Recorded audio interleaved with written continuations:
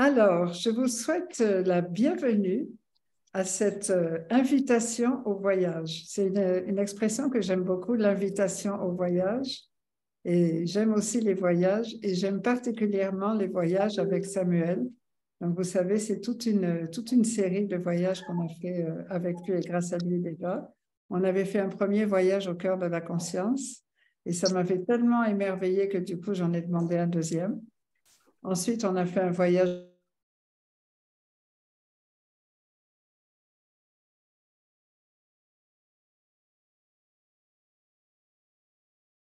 au cœur de l'arbre, voyage au cœur du couple. J'ai dit, ah non, mais c'est pas possible, il faut faire ça à la case angélique. Donc, on a étendu au voyage au cœur des relations.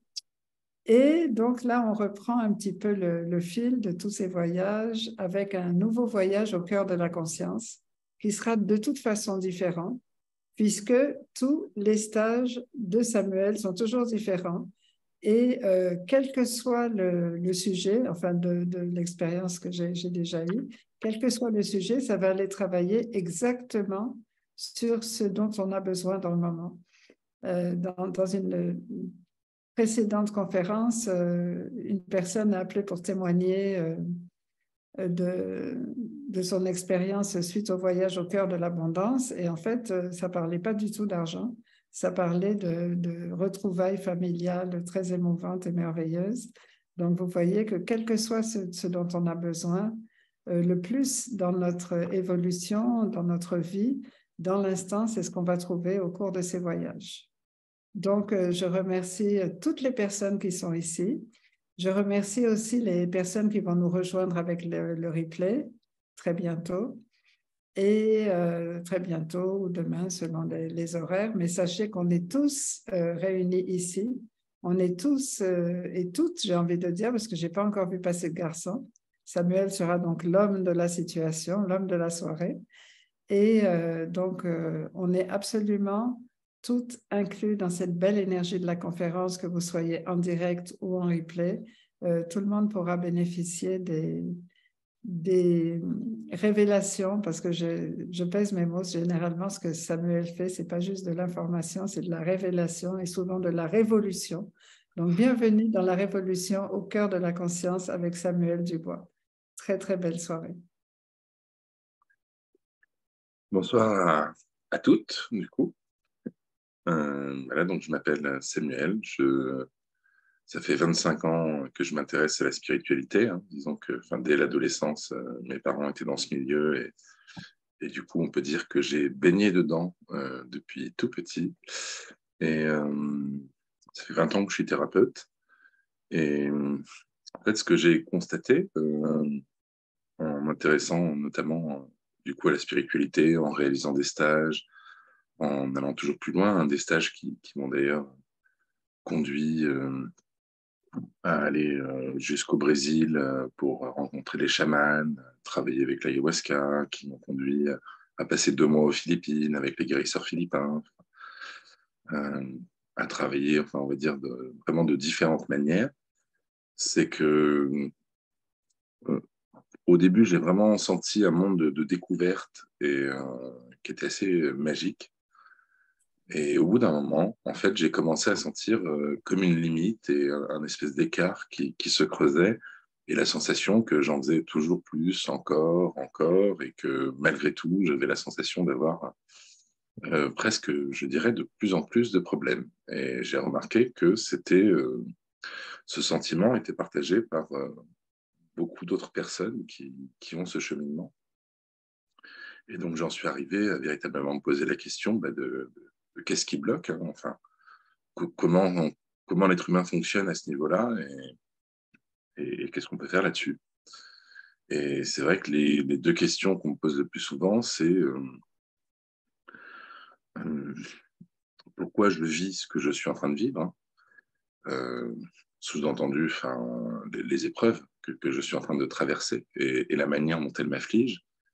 Et donc la deuxième question, c'est comment je peux reprendre le contrôle de ma vie.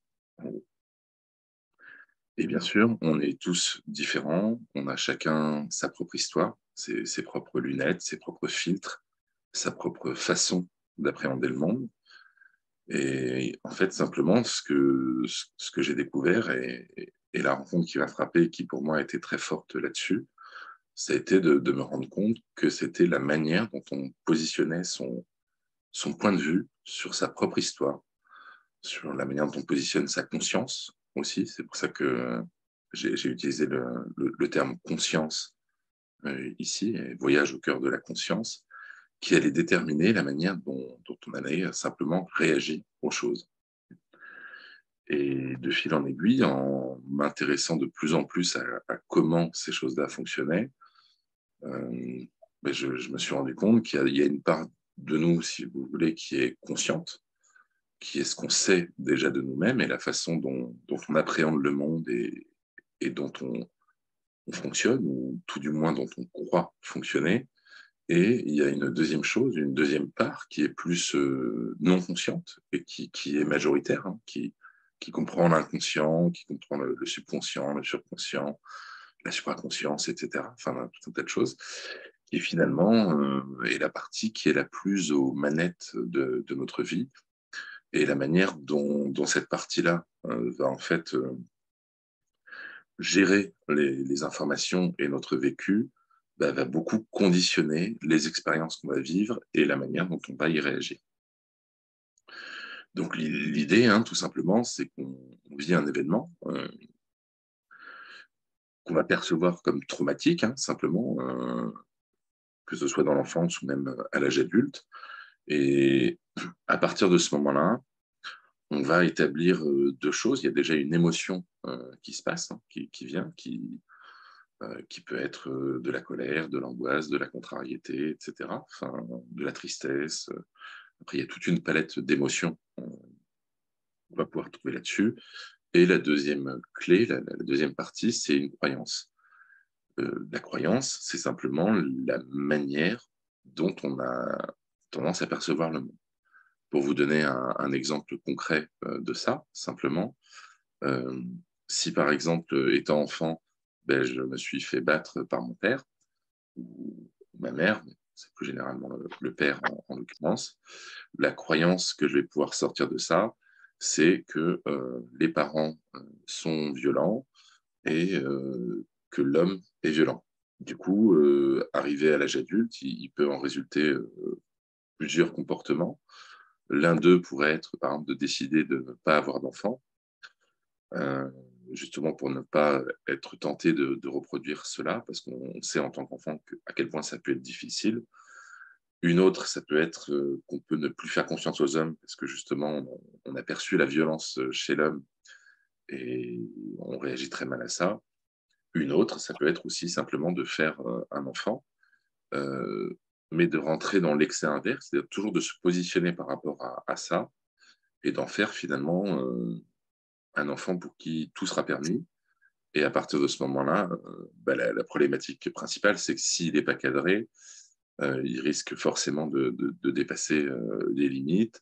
Et les limites, où est-ce qu'il va aller les rencontrer probablement, si on n'a pas mis en fait un cadre quand même suffisamment restreint, en voulant dépasser un cadre très large, il risque d'aller carrément se mettre en danger et se confronter justement à des situations qui le mettraient en péril ou qui l'approchent de la mort pour retrouver cette sensation de dépassement. Donc,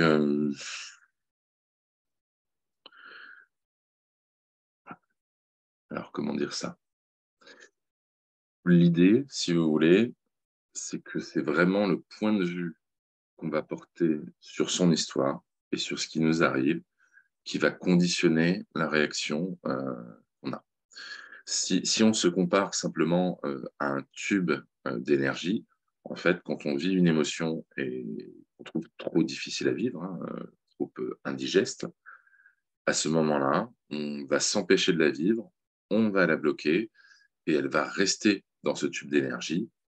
Le système étant bien fait, on va appeler des émotions similaires pour nous permettre d'aller revivre cette émotion jusqu'à ce qu'elle soit en fait complètement digérée, complètement vécue et qu'elle puisse circuler à nouveau et afin qu'on passe simplement à autre chose.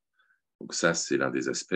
Le deuxième aspect sur lequel on peut jouer, c'est l'aspect des croyances ou du point de vue, si vous voulez, qu'on porte sur les choses. Et quand on joue là-dessus, on comprend que la seule chose qui retient cette énergie, c'est finalement nous-mêmes et la manière dont on s'y est positionné. Et donc, en se positionnant différemment, finalement, c'est comme si l'énergie n'avait jamais été bloquée. C'est aussi une autre approche. Pour vous détendre un petit peu là-dessus, je vais clarifier quelque chose dès le début. C'est que de toute manière, tout ce que je vais dire ici ce soir, hein, et c'est valable aussi en stage pour ceux qui seront intéressés, est faux. C'est-à-dire, il ne s'agit pas de la recherche d'une vérité absolue, mais simplement, ce que moi je vous apporte, c'est le point de vue que j'ai sur le monde et sur la manière dont fonctionnent les choses. Vous avez votre point de vue, j'ai le mien.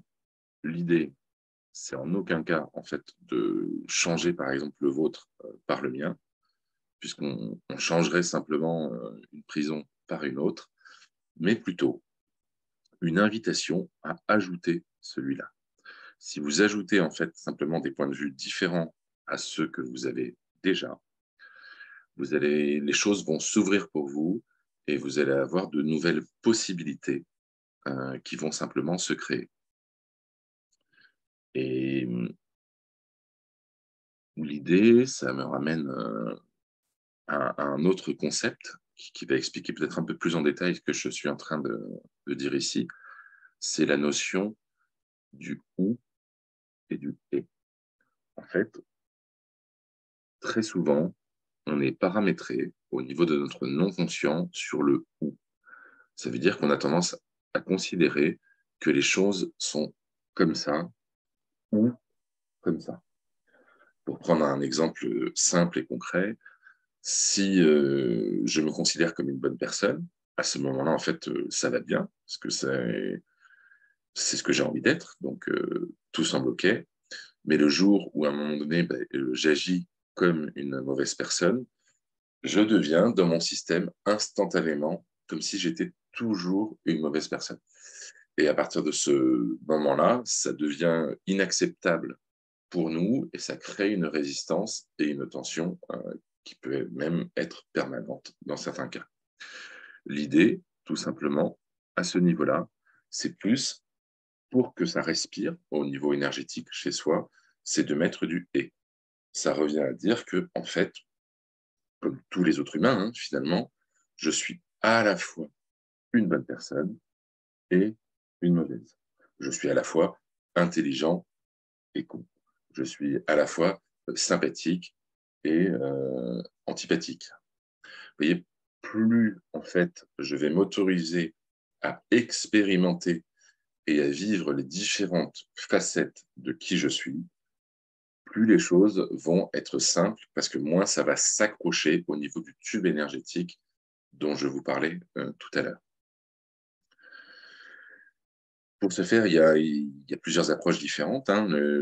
Les croyances, c'en est une qui a très bien fonctionné pour moi et c'est pour ça que je la partage et je travaille dessus.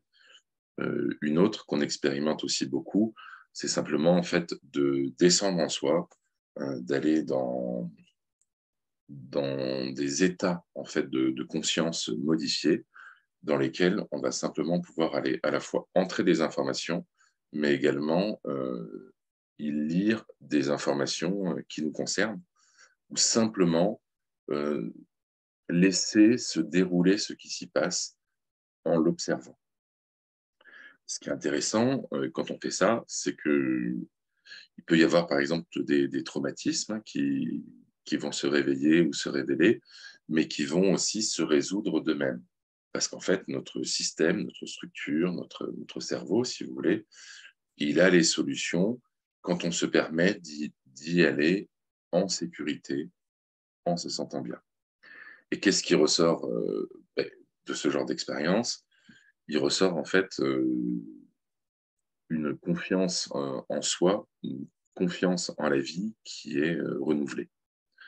Parce que bien souvent, si on plonge encore un peu plus loin dans la manière dont on fonctionne, ce qui retient ça, c'est qu'à un moment donné, on n'a plus confiance dans la vie, en fait. Ou disons, plus suffisamment, justement, pour laisser se dérouler ce qui doit se dérouler. Alors, certains vont appeler ça la vie, certains vont appeler ça Dieu, l'âme, c'est des termes, hein, ils sont tous OK. Hein. Généralement, on fait référence à la même chose, à la même énergie qui est derrière, hein, qui est simplement la conscience, on va dire, qui régit l'ensemble, qui régit l'univers et qui régit notre manière de fonctionner. Mais plus on va pouvoir entrer en contact avec elle et l'appréhender, plus simplement l'énergie de la vie va pouvoir circuler en nous. Qu'est-ce qui la bloque? Encore une fois, hein, je l'ai dit et je le redis et je vais le dire de plein de manières différentes. Et l'idée, là, on n'a pas le temps en conférence, mais c'est que vraiment, au sein du stage, on va aller l'explorer ensemble pour chacun.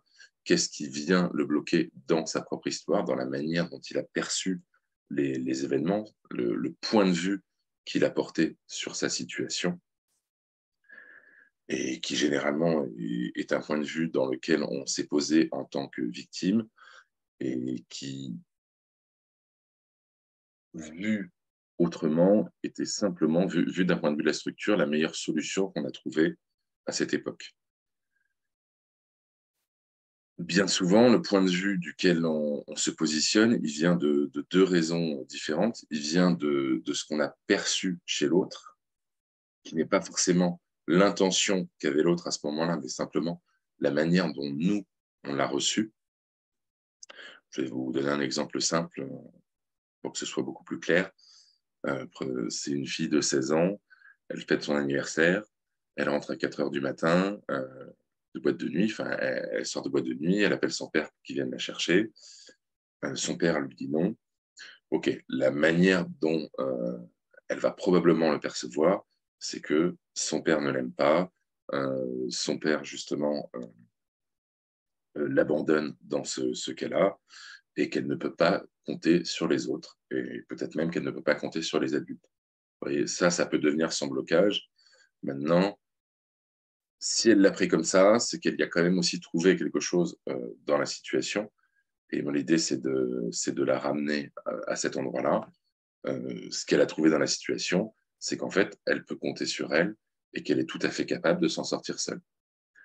Et que peut-être que si elle a vécu ça comme ça, ce qu'elle a vécu et la souffrance qu'elle en a retirée est tout à fait réelle, mais ce qui maintient ce blocage chez elle, c'est simplement le fait de ne pas avoir vu que peut-être que si son père avait fait ça, c'était au contraire sa manière à lui de lui montrer qu'il avait confiance en elle, qu'il avait confiance en ses capacités, qu'il savait que à la façon et à la manière dont il l'avait éduquée, elle serait tout à fait capable de s'en sortir dans cette situation, qu'elle serait capable de ne pas rentrer avec n'importe qui, de savoir choisir avec qui et comment faire. Donc, de la même situation, on peut en tirer un problème ou une ressource. L'idée, ça va être simplement de changer son positionnement. Et pour ça, c'est quelque chose où, petit à petit, en allant s'explorer, en descendant en soi, il va y avoir des informations qui vont ressortir. Il va y avoir dans les interactions qu'on va avoir ensemble des choses qui vont apparaître, hein, simplement sur la manière en fait, dont chacun et chacune fonctionne.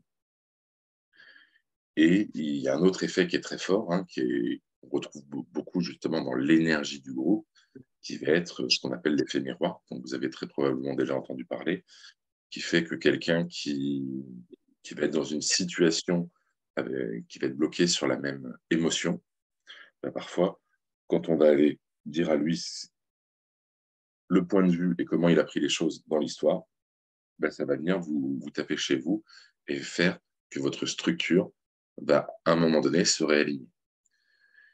Ce qui empêche la structure de se réaligner, simplement, c'est qu'elle ne peut pas se voir et s'observer directement. Pour ce faire, en fait, la vie a fait quelque chose qui est assez magique, qui est simplement que ce qu'on observe à l'extérieur est finalement tout ce qui est non conscient chez nous. Par exemple, si je vois des cons partout, à un moment donné, c'est peut-être que je ne veux pas voir que moi aussi, par moment, je suis con. Si je vois la trahison partout, ce que je ne veux pas voir, c'est que moi aussi, comme tous les humains, ben, je trahis. Je fais partie des gens qui font ça. Si je vois le rejet partout, si je vois des gens se faire rejeter partout, ce que je ne veux pas voir, c'est les gens que moi, je rejette. Vous voyez, l'idée, ça va être d'aller voir ça dans les situations qui vous concernent. Et simplement ça va permettre de remettre les choses en mouvement. Il y a, en ce sens, on peut vraiment dire que la vie est la solution à la vie, puisqu'elle nous apporte en permanence les situations à l'extérieur pour qu'on puisse observer comment les choses fonctionnent. Et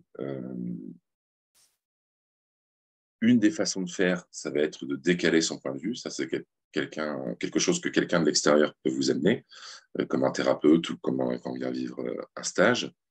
Une autre, c'est par exemple quand on va partir aussi dans des relaxations profondes, dans des méditations profondes, dans des états de conscience modifiés, hein, qu'on peut des fois trouver aussi dans des activités physiques, sportives, contemplatives, etc. En fait, ça va nous donner une forme de recul sur la situation qui fait que c'est comme si notre structure se décalait légèrement et en se décalant légèrement, elle va pouvoir observer une partie du fonctionnement. Et à partir du moment en fait, où elle a observé son fonctionnement, où elle a vu ce qui bloquait chez elle, d'elle-même, elle se remet en mouvement et elle corrige la situation. Donc ça, c'est tout un aspect des choses. Une façon de faire aussi, hein, c'est ce que je vous disais tout à l'heure, c'est simplement quand on va aller vivre l'émotion que la situation procure chez nous. Et bien souvent, qu'est-ce qui va bloquer ça? C'est qu'on a tendance à préférer conforter la croyance qu'on a déjà. Alors, je vais vous donner un exemple concret, ce sera beaucoup plus compréhensible. Si par exemple, j'ai le filtre de l'abandon, hein, j'ai la sensation d'avoir été abandonné ou même, allez, on va dire rejeté, pour changer un peu, à 5 ans par exemple, ou 6 ans, il y a eu un anniversaire et tout le monde dans la classe était invité et pas vous. Ok, vous avez pu en tirer la conclusion à ce moment-là que vous étiez rejeté. Ok, ça fait que, arrivé à l'âge adulte, vous allez chercher en permanence ce rejet chez l'autre et dans la relation. Pourquoi? Si on prend l'exemple du couple, au début, vous entrez dans le couple justement parce que vous cherchez chez la personne tout ce qui ne vous rejette pas. C'est ça qui vous attire. Mais si vous avez choisi cette personne-là, c'est parce qu'elle a potentiellement la capacité de le faire. Okay. Au bout d'un moment, dans la relation, vous allez chercher le rejet. En le cherchant, vous allez finir forcément par le trouver. Pourquoi? Parce que c'est une telle tension qui est vécue à l'intérieur, quand on est sûr qu'on va être fini par être rejeté, simplement que le moment où on a un soulagement, c'est quand finalement on est rejeté. Okay. Après, au moment où cette situation se produit, on a deux possibilités. Soit on vit son émotion, et dans ce cas-là, c'est cool dans le sens où ça permet de recirculer, même si ça peut être très difficile d'un point de vue humain sur le moment. Une autre... Attends, je vais couper ton micro. Gilles, tu entends?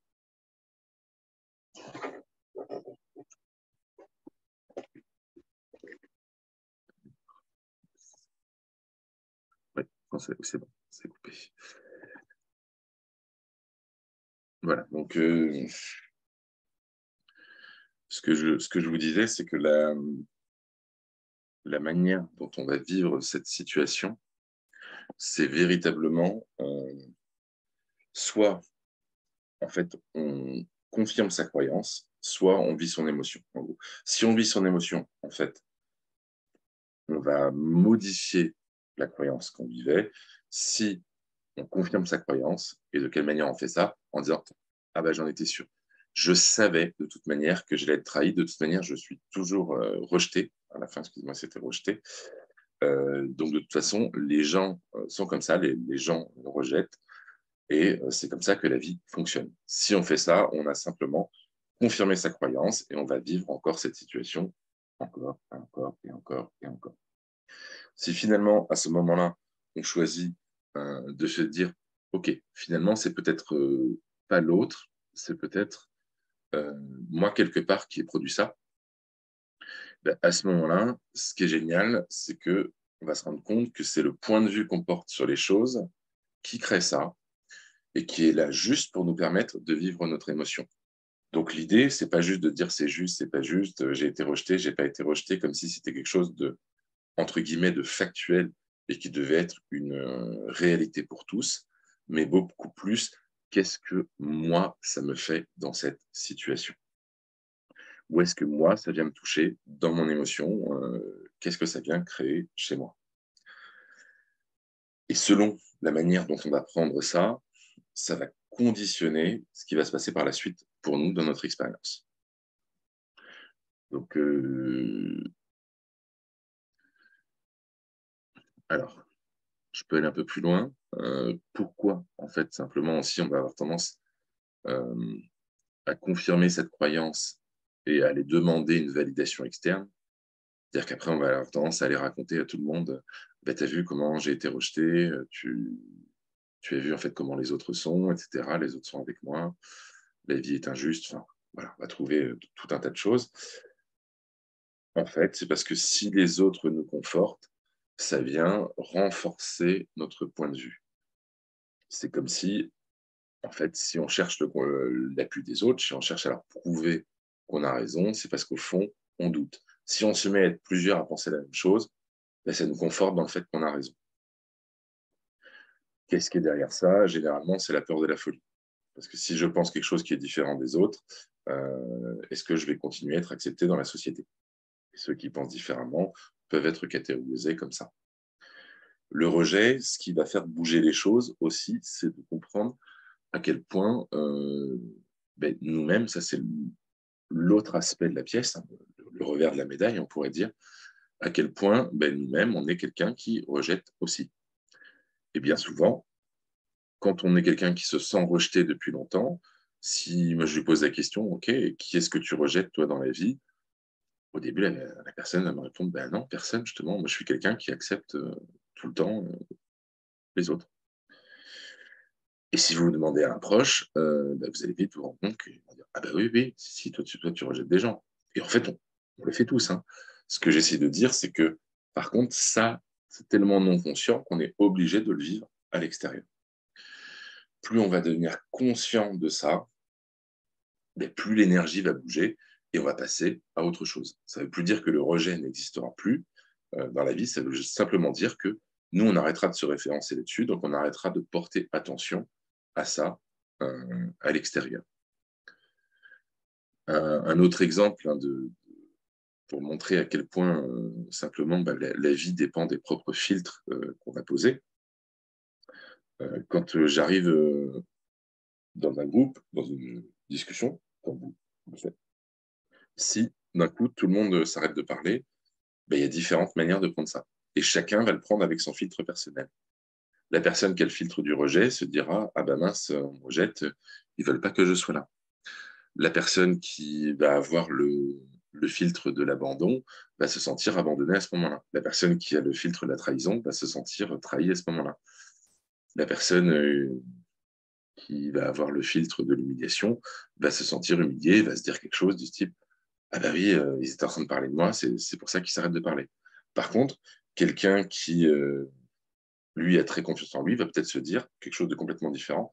Ah ben, je suis tellement important que quand j'arrive, tout le monde fait silence, justement pour me laisser ma place. Le fait est le même. Le fait, c'est juste, je suis entré dans un groupe et à ce moment-là, les personnes ont arrêté de parler. Ce qui maintient le tout n'est pas la réalité, mais la perception qu'on a de la réalité. Et toute l'idée et tout le travail qu'on peut faire et celui qui, en tout cas chez moi, c'est celui qui a mobilisé le plus de choses. Et quand je vois enfin, la manière dont la vie des personnes, des patients avec qui je travaille, que ce soit en stage ou en individuel, change radicalement après ça, c'est vraiment par rapport à la perception de la réalité qu'ils ont. Tant que je crois à l'intérieur que je suis en train de percevoir la réalité objective, finalement, on ne fait que conforter la manière dont on fonctionne. Quand, par contre, je vais arriver à un autre stade où simplement je vais voir que c'est simplement moi qui suis... Je ne suis que face à ma perception de la réalité, je deviens face à quelque chose qui est modulable en permanence et que je peux choisir de dire, OK, ça, ouais, ça je garde parce que ça me va très bien. Ça, à un moment donné, OK, je réagis comme ça. Qu'est-ce que ça me fait? OK, ben, peut-être que je peux changer simplement la perception que je porte sur le monde. C'est pas la réalité externe qui va changer, c'est la manière dont nous, on réagit à ça. Et ça va faire une différence énorme. Bien souvent, c'est pas la seule chose, hein, mais là, je vous donne vraiment les grandes lignes. Hein, je vous fais un résumé. Après, pour vraiment observer le changement et que ça change, il faut y aller au cas par cas, petit à petit, détricoter, que je vous fasse bouger dans votre structure. Et que ça, je ne peux pas le faire dans un format de conférence parce que je ne peux pas vous rattraper derrière. Donc, je vous donne des informations qui créent un peu de mouvement au niveau de l'énergie, mais je ne peux pas y aller autant parce que il faut bien 1 ou 2 jours pour vous rattraper derrière et pour être sûr au moment où vous partez que tout est carré et que l'énergie circule bien. Et bien souvent, ce qui maintient ça derrière, c'est le fait de vouloir être une bonne personne. Tant que je veux être une bonne personne et me positionner par rapport à ça, la problématique que ça engendre, c'est que je dois faire de l'autre l'ennemi. Et l'autre, ça peut être bien sûr une personne, ça peut être une situation, ça peut être un groupe, ça peut être même le gouvernement, par exemple, etc., etc. Le bénéfice que je trouve à faire de l'autre l'ennemi, la mauvaise personne, c'est qu'instantanément, je me sens dans la posture de la bonne personne. L'inconvénient, c'est que à refuser de vouloir être la mauvaise personne, entre guillemets, ben, je crée du conflit en permanence autour de moi et je me crée une vie qui est difficile, qui est pénible, qui est dure, qui est désagréable et inconfortable. Plus je vais accepter, c'est l'histoire du ou et du et, hein, d'être à la fois la bonne personne et la mauvaise, plus finalement, ben, je vais arrêter de transformer l'autre systématiquement en la mauvaise personne et plus les relations vont devenir beaucoup plus cool. C'est pour ça qu'une des choses qui change le plus dans ce genre de travail, c'est les relations qu'on va avoir, que ce soit avec sa famille, avec son couple, les relations pro, et même, je dirais, les relations qu'on a avec soi-même. Parce que finalement, si je fais apparaître l'ennemi à l'extérieur, comme je vous l'expliquais avant, l'extérieur étant le reflet de notre non-conscient, c'est bien parce que, à la base, je suis en train de le faire apparaître à l'extérieur. Et moi, ce que je vois hein, globalement, quand je plonge dans la structure énergétique des gens, c'est à quel point on se rend malade simplement soi-même dans notre mode de fonctionnement, si vous voulez, euh, simplement pour pouvoir être la bonne personne. Et qu'est-ce qu'il y a derrière? Qu'est-ce qu'il y a derrière? Il y a aussi que tout ce qui va être, par exemple, le besoin d'évolution, ou toutes ces choses-là, en fait, l'ensemble de notre être n'a pas envie d'aller par là. Que ce soit notre âme, que ce soit notre corps, il y a tout qui hurle à l'intérieur. Non, non. Parce que finalement, qu'est-ce qu'il y a derrière ça dans notre énergie? Ben, il y a le refus de qui je suis à un moment donné. Et pour moi, le premier point, et c'est celui où je vous amène, c'est celui de commencer à véritablement s'aimer soi et à aimer la personne que l'on est à un moment donné. Plus on va être là-dedans, plus ça va devenir facile, dans ce cas-là, d'initier un mouvement. Alors que bien souvent, comme je vous disais, on est dans la dynamique inverse, c'est-à-dire qu'on cherche à initier un mouvement parce qu'on ne se sent pas bien là où on est. Et c'est ce qui fait qu'on sent qu'on a de plus en plus de blocages. Plus on cherche, entre guillemets, à avancer, plus on a la sensation de stagner ou de reculer. Dès qu'on en arrive au point où on est parfaitement OK avec le fait d'être ici et maintenant et d'aimer l'humain qui est en nous, l'humain avec ses désirs de pouvoir, ses désirs de renommée, ses désirs de sexualité, avec en fait simplement tous ces désirs d'humain. Plus on va accepter ça, plus ça va circuler et plus on va pouvoir aller, si on en a envie, vers un autre point. Ouais, tel que je vois les choses, c'est vraiment là qu'il y a le point mobilisateur. Après, encore une fois, on est chacun dans des histoires différentes et donc tout ce que je vous explique là, on va le jouer avec différents interprètes, différentes situations, de tout un tas de palettes et de couleurs différentes, hein, comme une toile qui est propre à chacun. Mais plus on va pouvoir simplement retourner vers soi et apprendre à s'aimer, à s'accepter, à faire confiance à la vie, à faire confiance à la situation, plus on va pouvoir, je vous dis, aller vers là où on le souhaite, et plus, finalement, tout ce que vous avez appris, que ce soit en spiritualité ou en développement personnel, hein, comme faire par exemple de la programmation positive ou des choses comme ça, va se mettre à fonctionner. Si je suis parfaitement OK dans la posture dans laquelle là je suis maintenant, mais je me sens bien, je me sens détendu, je me sens relaxé, et là, je peux chercher à produire quelque chose de différent. Je peux émettre une intention qui, elle, va se propager et va créer, que ce soit de la réussite sociale, de la réussite dans la famille, de la réussite dans le couple, de la réussite financière, et toutes ces choses-là. L'idée, c'est que de toute façon, on obtient toujours le point de départ sur lequel on est parti. Si la cause qui nous fait bouger, c'est la souffrance, on a tendance à obtenir plus de souffrance.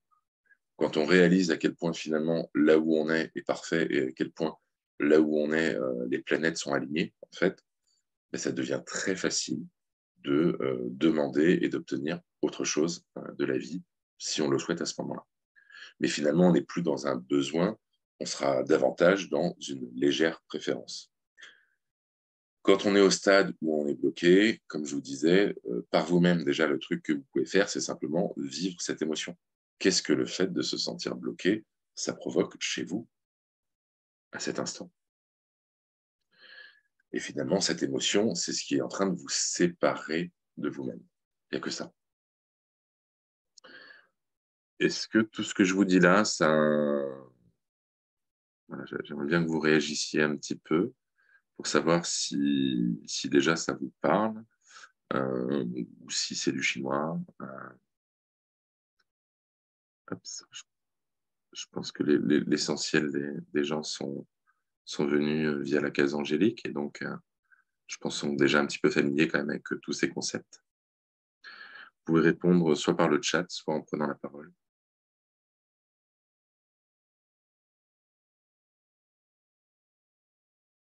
Il en faut toujours un premier, hein, à un moment donné.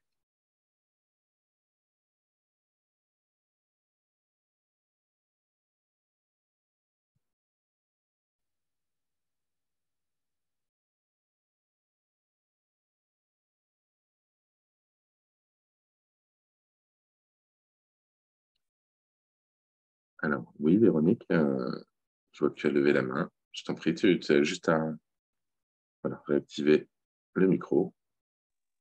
Ok. C'est bon là? Oui, oui, nous t'entendons. Oui.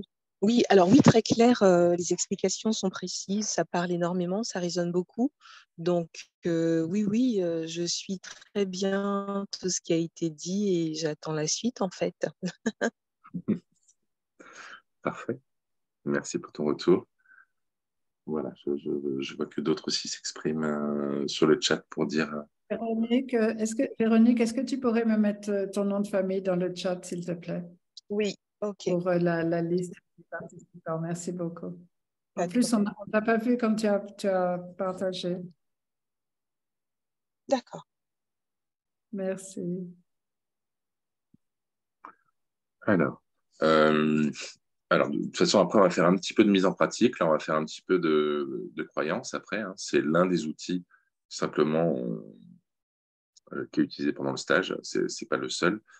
Il y a pas mal d'autres outils qui vont être des relaxations profondes, des méditations guidées, des approches de yoga, des approches de respiration, des approches de Qigong. Hein. J'ai vraiment fait une synthèse de différents outils.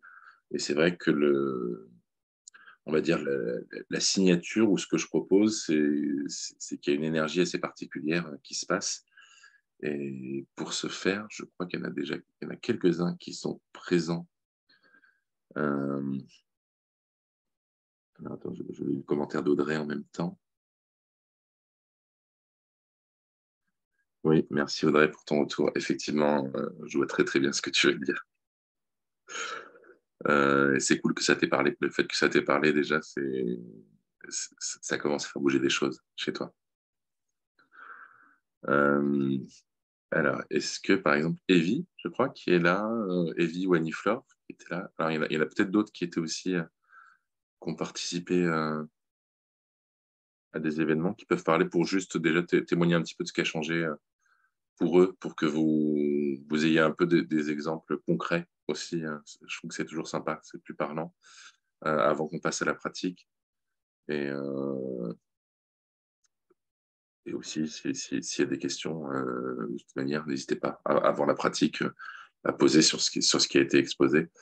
Euh, Juste avant ça, on est d'accord que là, je fais bouger un peu l'énergie, mais je reste beaucoup dans les concepts pour déjà vous les présenter.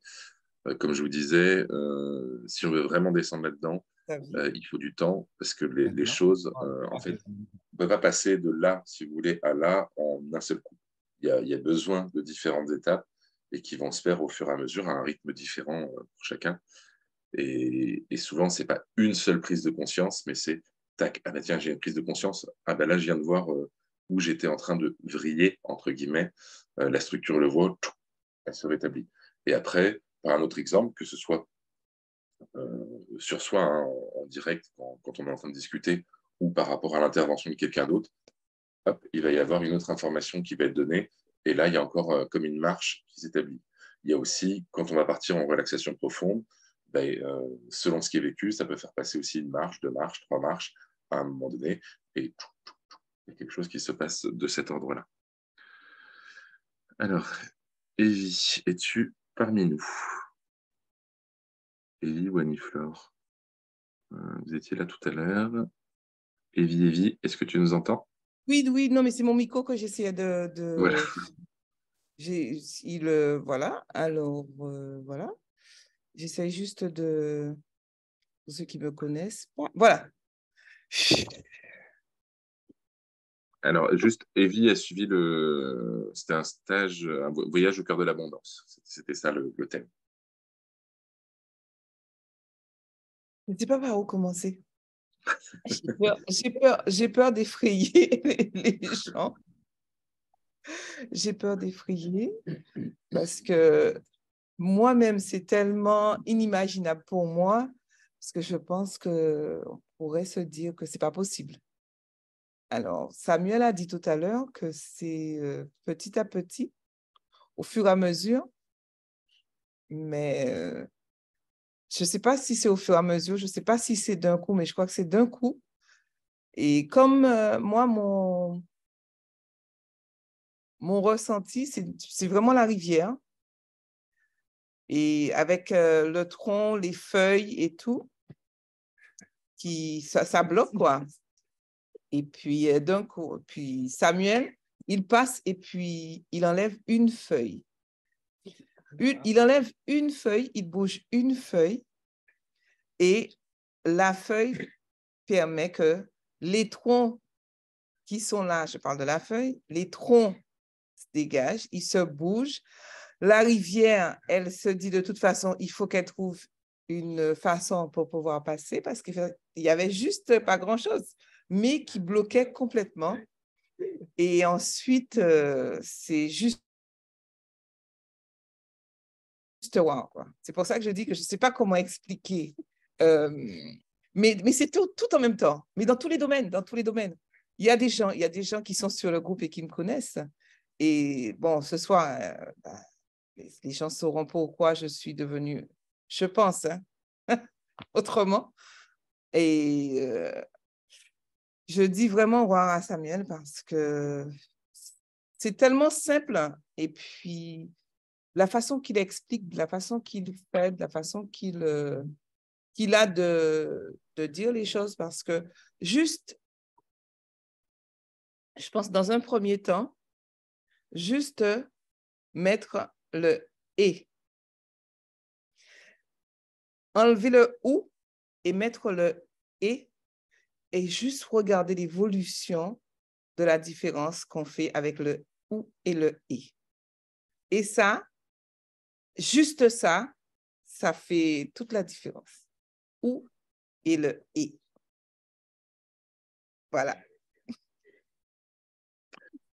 Oui, merci, Evie. Effectivement, alors, pour vous expliquer un peu l'histoire de la métaphore de l'arbre et des feuilles, hein, ça, c'est quand je parle des croyances. En fait, les croyances, on en a des milliers, voire des millions, d'accord? Enfin, il y en a tout un tas.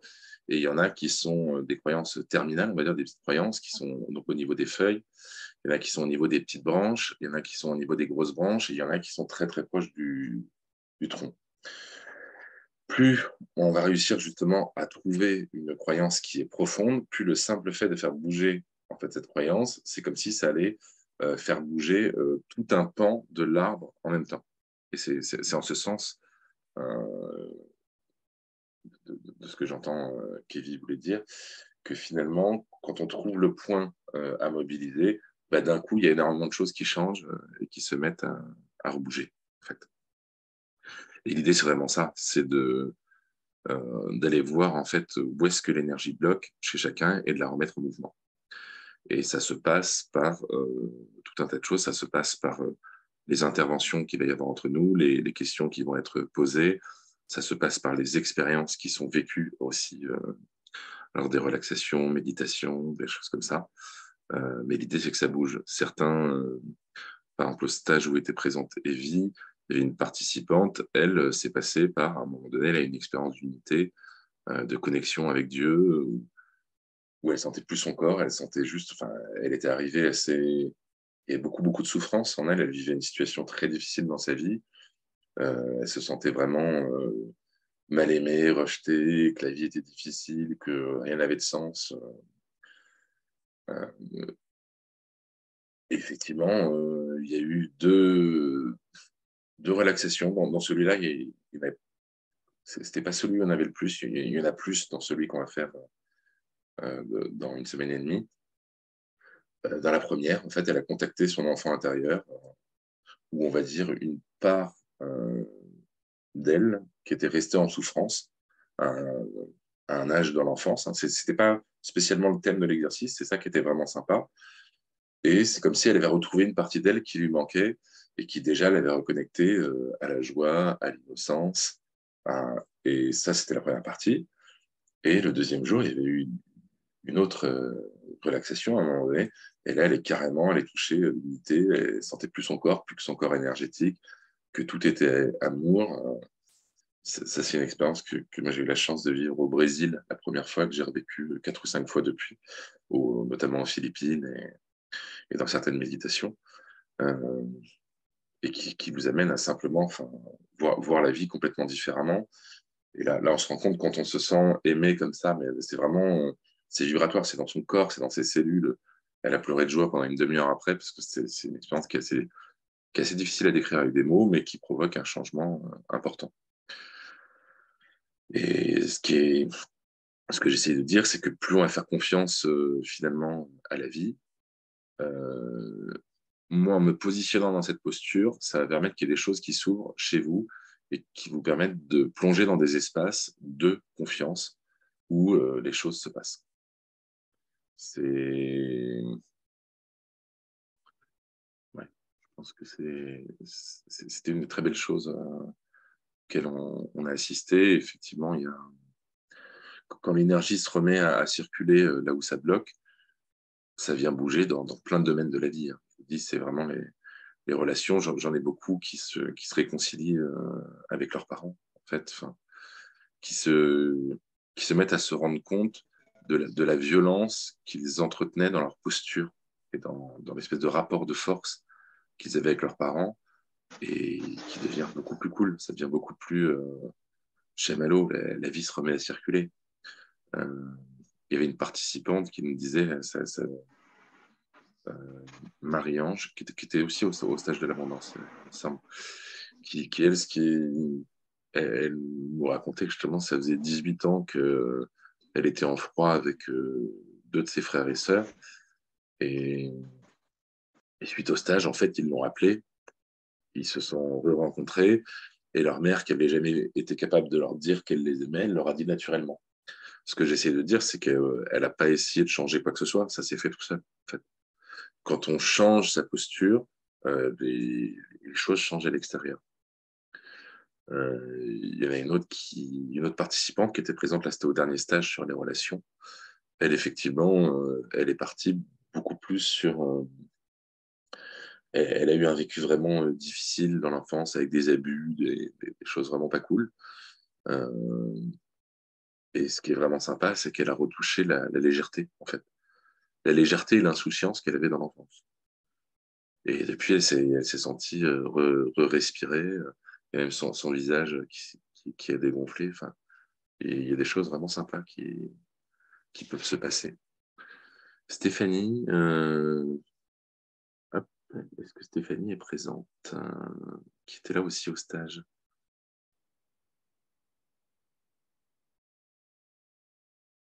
Je pensais à Stéphanie. Stéphanie Talange. Voilà, je pensais, enfin, tu peux aussi nous partager ton retour avec grand plaisir, Stéphanie. Toi, tu en as déjà fait 3. Je suis une conférence à moi. Je suis une conférence à moi toute seule. Si on me lance, là, c'est fini. Et je vois qu'il est... Oui. Ah. C'est toi, Stéphanie, non?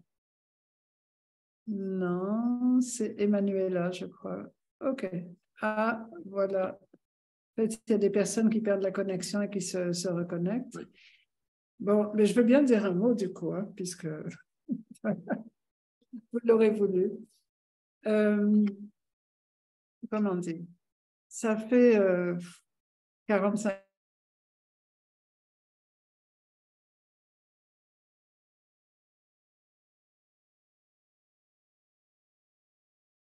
ans que je suis vraiment dans plutôt l'un des ashrams. Ça rime, ceci dit. Enfin, disons vraiment des traditions où on va profondément dans la conscience, puisque le thème de ce soir, c'est la conscience. Et vraiment, je crois que les traditions et la spiritualité indienne sont très, très profondes dans cette exploration de la conscience. Et parfois avec des concepts très approfondis, je dirais qu'on peut facilement tomber dans le mental quand on étudie les Védas, les sutras, etc.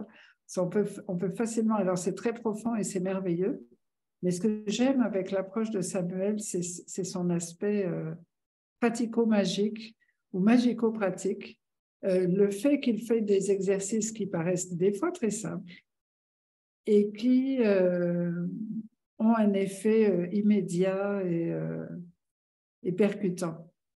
Ça m'a beaucoup. Et puis aussi la façon qu'il a de vous retourner le cerveau, mais dans le bon sens, ça veut dire toute espèce de préjugés, d'a priori qu'on a justement sur le domaine de la spiritualité, de la conscience, des relations, avec quelques phrases, parfois très directes, hein, il faut le dire. Il peut simplement vous montrer l'autre perspective. Et vraiment, cette question de changement de perspective, c'est ça qui fait des miracles. Parce que il y a un grand, justement, quand on parle de spiritualité indienne, il y a un grand maître qui s'appelait Baba Muktananda, et disait, n'essayez pas de changer le monde, changez la prescription de vos lunettes. Et donc, la suite qu'il ne disait pas, c'est que bien sûr, quand vous regardez le monde avec d'autres lunettes ou une autre perspective, à ce moment-là, le monde est complètement différent. Donc, ce que j'aime dans les stages de Samuel, c'est qu'il a toujours le petit exercice qui va faire bouger la feuille, comme disait Evie tout à l'heure, et derrière cette feuille-là, le tronc va déménager et ça recommence à circuler. J'ai eu beaucoup beaucoup d'effets dans ma vie quotidienne et pourtant, mais ceux qui me connaissent savent que je fais énormément de choses à la Case Angélique, énormément de stages, de soins, etc. Je suis très gâtée, je suis comme une gourmande qui travaille dans une pâtisserie. Donc, je touche et je goûte à beaucoup de choses.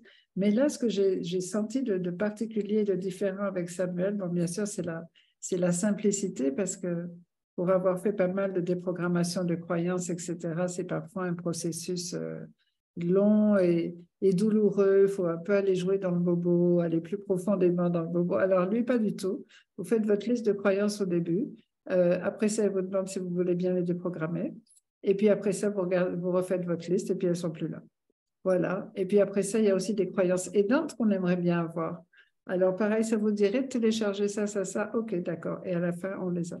Donc, ça, c'est le côté magico-pratique et pratico-magique. Mais disons que pour le ressenti dans la vie, ce que ça m'a apporté, c'est beaucoup plus de liberté et de légèreté. Parce que, mine de rien, je suis une personne qui se juge tout le temps. Je me suis collé des standards tellement élevés que finalement, je suis tout le temps en train de courir après.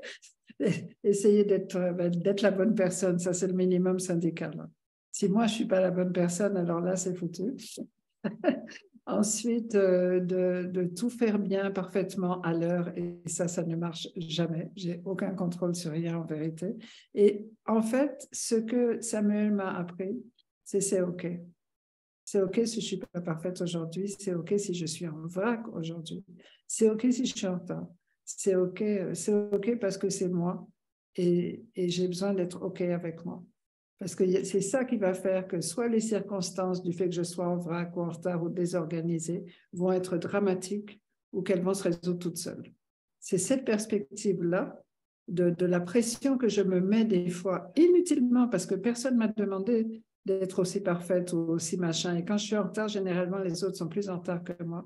Mais le mal que je me suis fait en me jugeant, en me mettant la pression, mais quelle vie compliquée je me tricote des fois.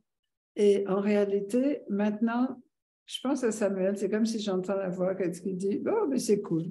C'est comme ça, et bien c'est cool. C'est OK. » Et c'est pas du mood making, c'est pas se faire semblant, c'est pas avoir une attitude. C'est parce qu'on a travaillé avec lui et parce qu'on a fait ses méditations, ses respirations et toutes les petites techniques toutes simples, mais quand elles rentrent ensemble dans cet espace magique du stage, de la formation, eh bien, il y a des choses vraiment qui bougent à l'intérieur dans l'énergie. Et c'est des outils que vous pouvez... je ne peux pas spoiler, hein, Sam, tu sais, c'est pour ça que quand tu me lances la parole, là, moi j'ai envie de raconter tout, mais disons que c'est des petites choses très simples que vous pouvez vous dire dans la journée et que d'un seul coup, ça respire. On se remet dans le mouvement, on se remet dans la vie, on se remet dans l'instant. Et ça, c'est vraiment précieux. Samuel, merci beaucoup. Merci beaucoup pour ce que tu m'as apporté, que tu continues à m'apporter. J'ai tellement envie d'être le 18 et 19 mars pour refaire encore cette extraordinaire expérience avec toi. Vraiment, merci. Avec grand plaisir. C'est... Annie-Flore est pas là, parce que j'ai vu qu'elle était là tout à l'heure, mais peut-être elle a peut-être dû se déconnecter. Bon. Sinon, est-ce qu'il y a des questions avant qu'on passe un petit peu de pratique là? On va simplement aller tester un petit peu de croyance et faire une petite déprogrammation. Mais avant ça, s'il y a des questions sur ce qu'on a expliqué ou autre, ou sur le stage, sur le contenu, ou sur une question. Pas de questions. À trois, on adjuge.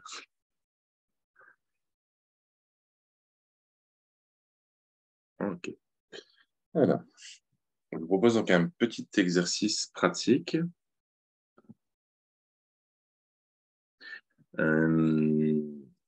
Pour ce faire, ce serait bien si vous pouvez, soit vous avez peut-être déjà ça sous la main, soit je vous invite sinon à aller chercher un papier et un stylo. En fait. Je vous laisse 1 ou 2 minutes pour ça.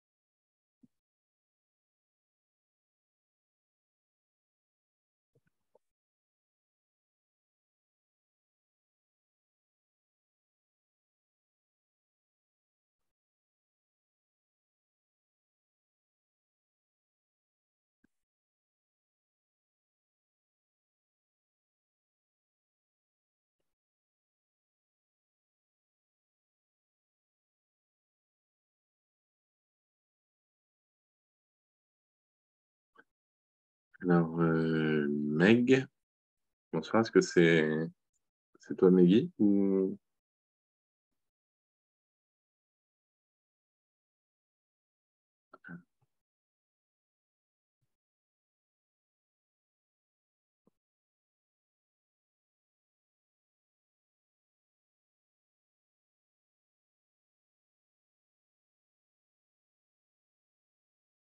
Alors, Meg, est-ce que c'est toi, Meggy, que je connais ou pas du tout?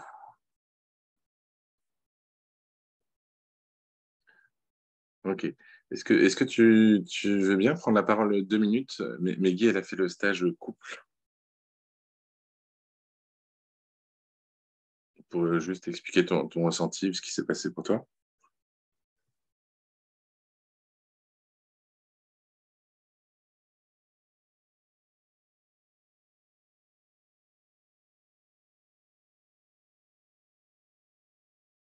Ce qu'elle dit pour l'instant, c'est qu'elle a son papier et son stylo en main. Oui, oui, j'ai vu ça.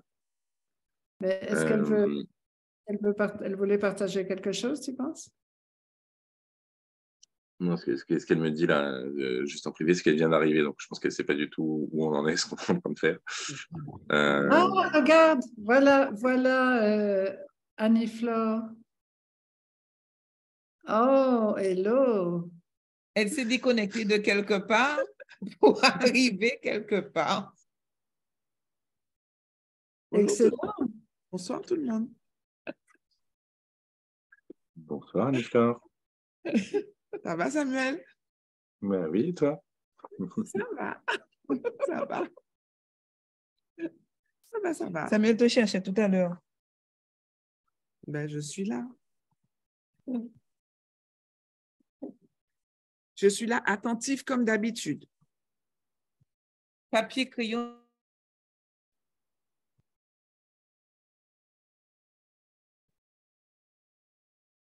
Alors, ça frise Non, un tout est peu. Un OK, petit oui, c'est peu bon. tes aventures pendant les stages ou après les stages. Raconte un peu. Oula. J'aime bien parce que tout le monde commence en disant, oh là là, mon Dieu, comment je vais raconter ça? Ben, je ne sais même pas comment je vais raconter ça, en fait. Hein. Non, mais je crois que je ne vais rien raconter du tout.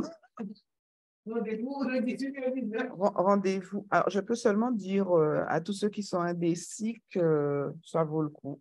Je ne peux pas donner beaucoup de détails parce que c'est spécial. Je peux simplement dire que moi, au bout de 2 minutes, j'ai eu envie de partir. Et donc, non, en fait, oui, j'avais déjà pris mon sac en disant, bon, ben, c'est bon, je pars, ça ne m'apporte rien. En tout cas, je ne comprends rien. Puis surtout, voilà, je suis la spécialiste du je ne comprends rien. Et en fait, Samuel m'a juste dit, oui, tu peux partir, mais ça ne te coûte rien de rester. Et je suis restée et je n'ai pas regretté. Alors après, pour dire tout ce que ça m'a apporté et que ça m'apporte encore, c'est presque irréel, en fait. Donc, je vous invite à le découvrir par vous-même parce que c'est costaud, mais je trouve qu'on ne peut pas trop l'expliquer, en fait. Il faut le vivre. Comme je dis, il faut le vivre. Il faut lâcher prise et il faut le vivre. En fait, j'ai envie de dire, même si vous ne lâchez pas prise, en fait, au bout du compte, Samuel s'arrange pour que vous lâchiez prise malgré vous. Et après, ben, ça fonctionne. Après, ça fonctionne. Ça fonctionne dans le comment on se sent après, comment on se sent mieux après, comment on aborde les choses différemment, comment on s'autorise à être soi, déjà. On s'autorise à dire non, on s'autorise à être soi, à ne pas se juger trop durement, j'ai envie de dire, et ça fait du bien. On s'accepte. Alors non, on essaye en tout cas. On essaye de s'accepter comme on est, avec ses qualités, ses défauts, et ça fait du bien en fait, de se dire que, ben oui, on n'est pas une mauvaise personne parce qu'on dit non, on n'est pas non. On est juste quelqu'un qui est, et c'est important. Oui, c'est vraiment le thème finalement, hein, derrière tout ça, c'est de se réconcilier avec son humain. Et, euh, et ça, c'est quelque chose qui est assez cool. C'est c'est vrai. C'est même très cool même. Hein. Selon le parcours qu'on a, c'est cool. C'est très cool même. Ça fait du bien. C'est ça. On enlève un peu la pression à tout ça. C'est ça. La pression de la perfection. Voilà. La pression de Oui, la parce que perfection. La pression derrière, il y a du regard effectivement des autres, la pression. Ouais, ça fait du bien en fait. ça, derrière, il y a la quête de la perfection, tout à fait. C'est ça. Et, est-ce que Meg, tu es OK pour partager quelques mots ou tu ne le sens pas? Dis-nous juste pour savoir si on passe à la suite d'après ou si tu...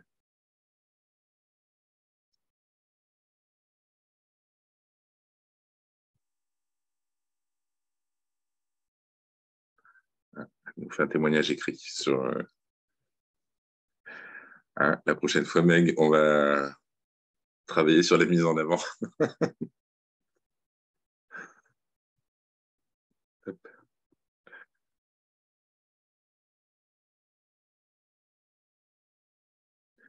OK. Du coup, je vous propose pour... là, on va aller voir quelques croyances ensemble. Et la première chose qui est intéressante, c'est d'avoir un moyen de tester ses propres croyances. OK. Donc, le test qu'on va utiliser, c'est un test kinésiologique qui est très simple. En fait, c'est un test musculaire où on va mettre, vous voyez, ses doigts comme ceci. Alors, je rapproche un peu de la caméra pour être sûr que vous voyez bien. Et on va aller tester son oui et son non, en fait. Oui, et entre les deux, en fait, il y a une différence de force qui est de l'ordre de 10 à 20%. Hein. Elle n'est pas énorme. C'est pour ça que je ne suis pas en train de serrer au maximum. Et l'idée, ça va être d'aller trouver cette zone chez vous dans laquelle il y a cette différence de force. Cette différence de force, elle vient simplement du fait que quand on dit quelque chose qui est cohérent pour nous, ben, en fait, le système musculaire reste fort. Quand on dit quelque chose qui est incohérent, donc quelque chose qui est équivalent à un non, on va avoir une légère perte de force, très temporaire, hein, de l'ordre de quelques millisecondes, hein, pas plus. Et on va pouvoir le tester. Donc, je vous invite déjà tous à pratiquer ce test et à vérifier que vous avez bien un oui et un non. Il existe une variante, si celui-là fonctionne moins, vous pouvez le faire aussi comme ceci. Donc, il y ait juste les muscles d'une main qui interviennent. Donc, un oui qui tient, un non qui ne tient pas, en fait. Donc, je vous invite déjà à tous vérifier et calibrer votre test. Et si jamais vous rencontrez une difficulté là-dedans, si vous pouvez me le signaler. Si tout est OK pour vous.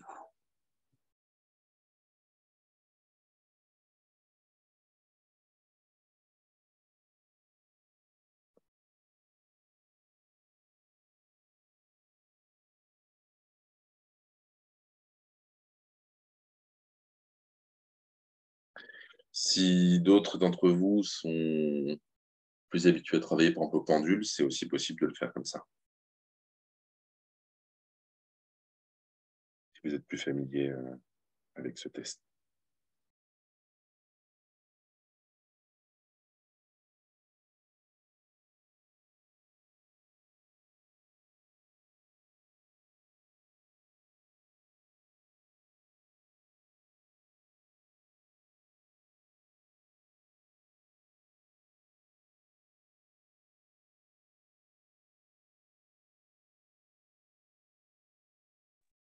Samuel, Oui.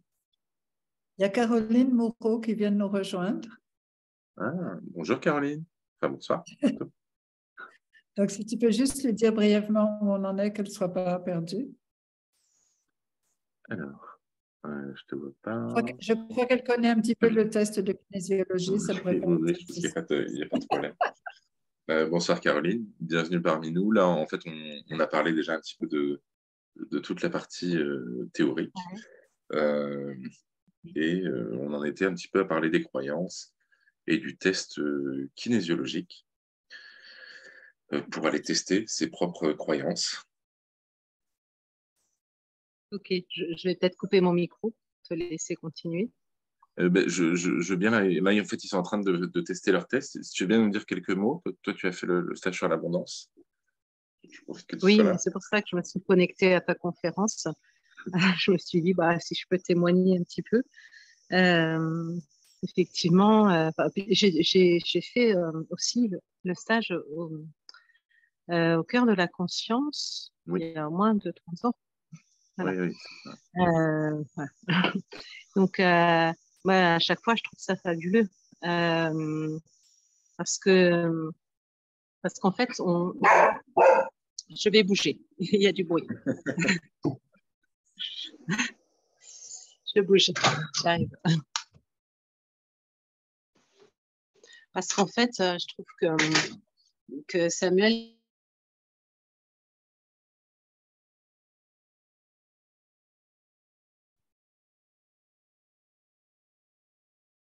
que tu nous fais, c'est-à-dire que tu nous mets dans un état de conscience élargi. Tu nous invites à vivre des tas de choses. Donc, c'est vrai, au cœur de la conscience, c'est vraiment ça, quoi. Et puis, pour tester toutes les croyances, en fait, tu fais tester les gens eux-mêmes, quoi. Quelles sont les croyances, tu donnes des listes, quelles sont les croyances qu'ils ont, et ils les testent eux-mêmes. Et après, une fois que tu as fait lâcher tout ça, et ça va vite, hein, Samuel fait lâcher plein de choses d'un coup, les gens testent à nouveau. Et ça, je trouve ça génial, quoi, que les gens puissent eux-mêmes se rendre compte de ce qui bouge pendant le stage. Voilà. Mais voilà, j'aime beaucoup aussi toute la partie d'aller voyager effectivement au cœur de la conscience, quoi, avec les respirations, c'est très chouette. Voilà. Je ne sais pas, quand je prends la conférence en cours, je ne sais pas de quoi tu as déjà parlé ou pas. Je ne sais pas si tu as parlé des respirations, etc. Je les ai juste évoqués brièvement. Ouais. Mais en tout cas, je trouve que ce que Samuel utilise, évidemment, ce sont des très bons outils dans le stage. Et voilà, c'est surtout le fait aussi que chaque personne puisse vivre les choses, puisse tester, vérifier les choses. Ça c'est vraiment chouette. Voilà. Merci Caroline, en tout cas, pour ton intervention. Hop. Caroline qui anime également des stages très très sympas sur la naissance. Je ne sais pas si vous m'entendez encore. Il y a eu un bug, je n'ai pas entendu. Ça a coupé pour moi. Je te disais merci et je disais que tu animais également toi, tes stages sur tout ce qui est autour de la naissance, de la raison d'être, oui. qui sont très beaux aussi. Donc, oui. Voilà.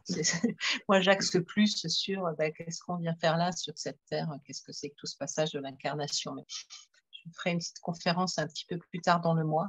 Je vais te laisser continuer plutôt la tienne, mais merci. Merci Caroline. Je vais juste. Oui, je vais juste, parce que je crois qu'il y a Lulu qui a posé une question, qui n'a pas bien compris le test kinésio. Donc, je vais juste le remontrer pour être sûr que c'est OK pour tout le monde, hein. Donc, le test de base, il est comme ça. Donc, quand c'est un oui, ça reste fort. Quand c'est un non, ça faiblit. La différence de force, elle n'est pas énorme. C'est pour ça que l'idée, c'est vraiment de l'étalonner. Si vous serrez vos mains au maximum, en fait, vous allez voir que vous dites oui ou non, ça ne changera pas. C'est de trouver, en fait, cette zone de latence qu'il va y avoir. Donc, de doser, si vous voulez, votre effort de manière à être sensible à ça. Une variante, ça va être en faisant juste comme ceci. Donc, un oui et un non. Vous pouvez ensuite, une fois que vous avez votre oui et non, le vérifier en posant une question simple dont vous avez la réponse, hein. Moi, par exemple, je m'appelle Samuel. Voilà, je sais que c'est un oui, ça confirme bien. Je m'appelle François. Là, vous voyez, j'ai un non. Ce que je veux dire, une question dans laquelle on a déjà la réponse. Comme ça, on est bon, on sait que le test est étalonné. Et ensuite, on va aller pouvoir poser la question pour les croyances qu'on va voir ensuite, tout en sachant que dans l'intention, on va s'adresser à son non-conscient. Voilà. Donc, a priori, lui me dit que c'est OK et personne d'autre ne s'est manifesté pour dire que le test posait problème. Donc, on va pouvoir passer. Donc, là, on va être sur des croyances limitantes, simplement, hein, qui sont justement des croyances qu'on préférerait ne pas avoir. Pendant les tests que vous allez faire, vous allez simplement être clair dans votre intention que vous vous adressez à votre non-conscient. En fait. Donc, ce que vous voulez savoir, c'est si vous êtes porteur ou pas de cette croyance dans votre non-conscient. OK ? Donc, je vous ai demandé de prendre un papier et un stylo, parce que là, je vais énoncer quelques croyances. Vous testez. Si vous avez un oui, vous écrivez la croyance sur votre papier. Si vous avez un non, ça veut dire que vous n'en êtes pas porteur. Et dans ce cas, simplement, vous ne l'écrivez pas, vous attendez que je cite la croyance d'après, et vous n'écrivez en fait sur votre papier simplement les croyances qui ont testé oui. Alors, la première croyance, tout simplement, hein, que vous pouvez tester, c'est « la vie est dure ». Alors, je répète, « la vie est dure ».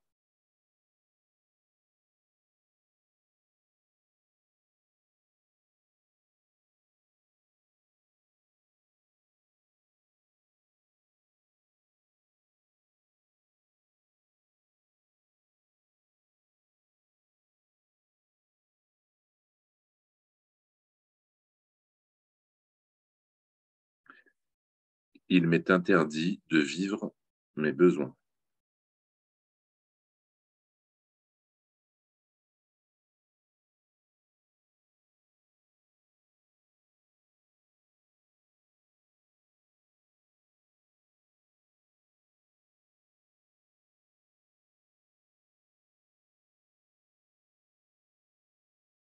Ah, celle-là, je l'aime bien. Je me sens exceptionnel dans la souffrance. Alors, là, il faudrait que j'explique un peu plus, mais c'est l'envie et le besoin qu'on a d'être exceptionnel, souvent la manière dont il va être interprété par notre structure et par notre non-conscient, c'est de le faire dans la souffrance parce que c'est ce qui va être le plus facile et le plus abordable. Donc finalement, quand on va renoncer à son envie et à son besoin d'être exceptionnel, hein, c'est pour ça que je le mettais là, c'est là que ça va circuler beaucoup plus, qu'on va vivre beaucoup moins de souffrance et que du coup, ça va être beaucoup plus léger, beaucoup plus sympa dans la vie.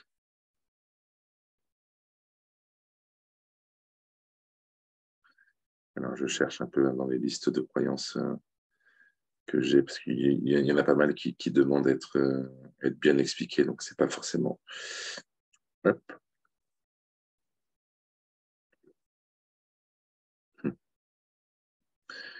Cette planète me fait chier. Alors, vous allez voir, je suis un peu cash dans la manière de le dire, mais c'est parce que en fait, quand je plonge dans la structure des gens, c'est comme ça que je vois que les choses sont engrammées. Alors.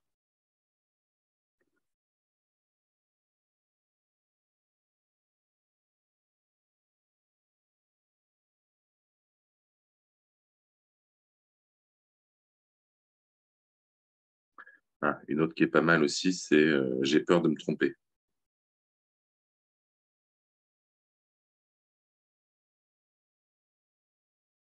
Et dans le même ordre, j'ai besoin parce que ce qu'il y a derrière la peur de se tromper, hein, qui finalement influence énormément de choses dans notre quotidien, c'est...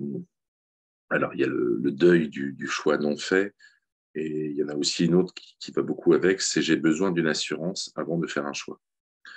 En gros, on a tendance à voir le truc comme s'il y avait un choix.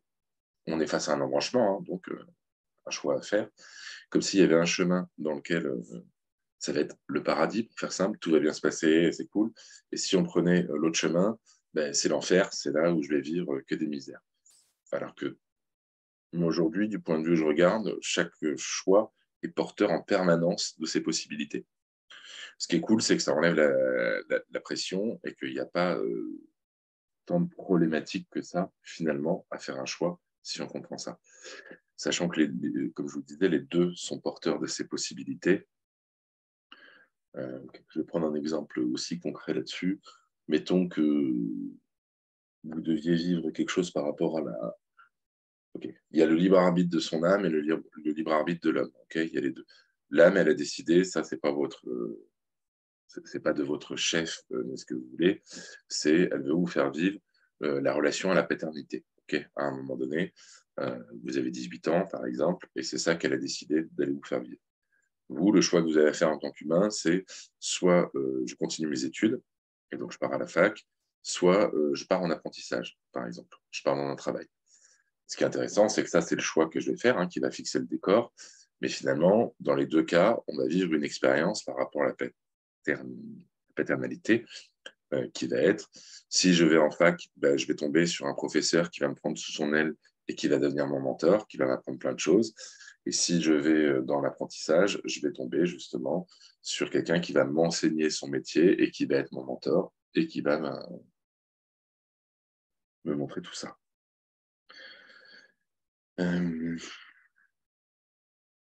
Mon libre arbitre me terrifie.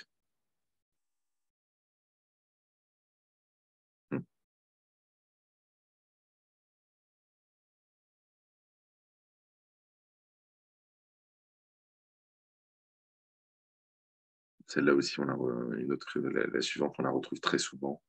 J'ai besoin de tout comprendre pour tout contrôler.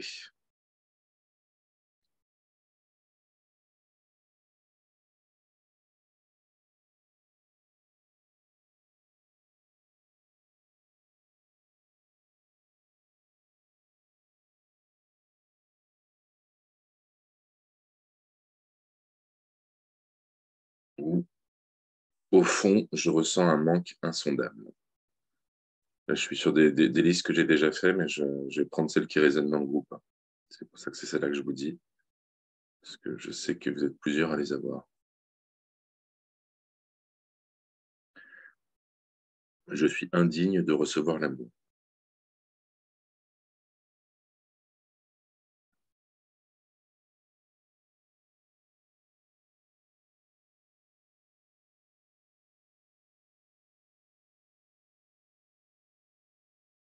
J'ai peur de véritablement aimer.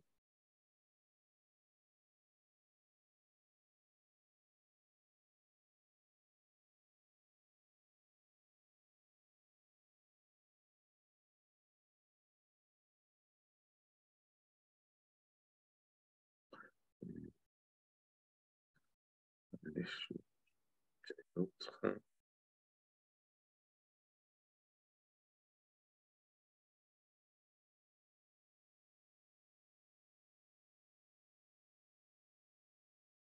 Je manque de chance. Pareil, elle est légère, mais elle est pas mal.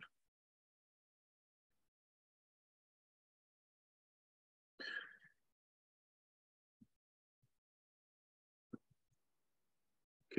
Est-ce que tout le monde a trouvé des croyances parmi celles-là? Est-ce que quelqu'un soit qui parle, soit qui le dise dans le chat, n'en a eu aucune parmi celles-là? C'est surprenant, mais c'est pas impossible.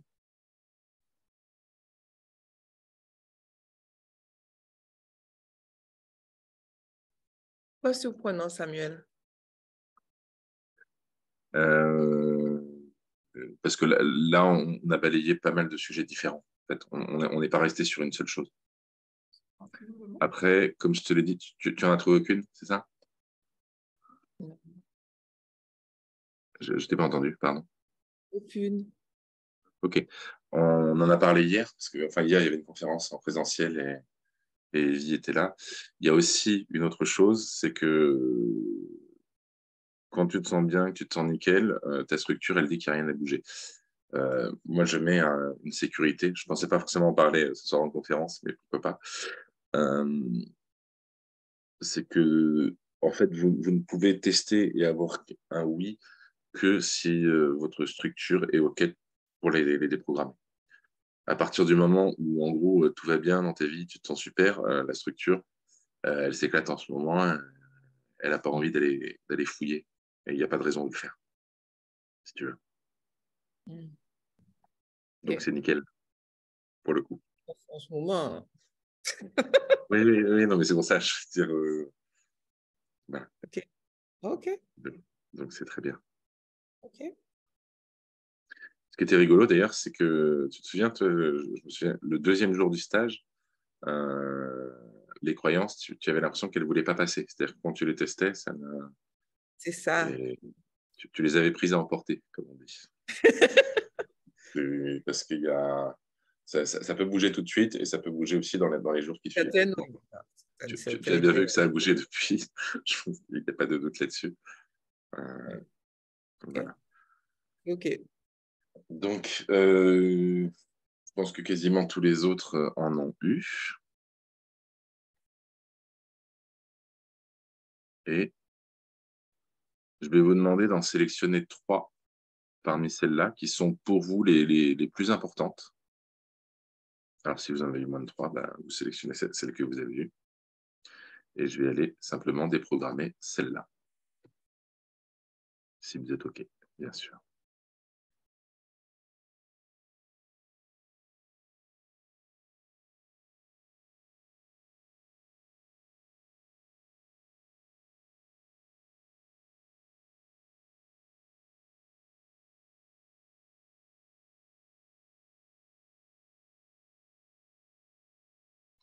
Okay, hein, pour la sélectionner, simplement, vous mettez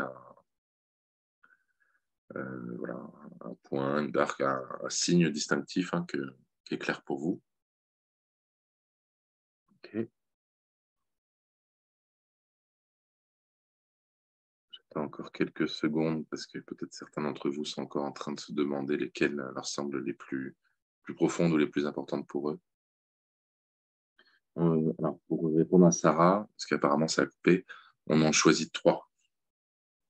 Les 3 qui, pour vous, vous semblent les plus importantes, les plus profondes chez vous, celles qui ont le plus résonné, si vous voulez.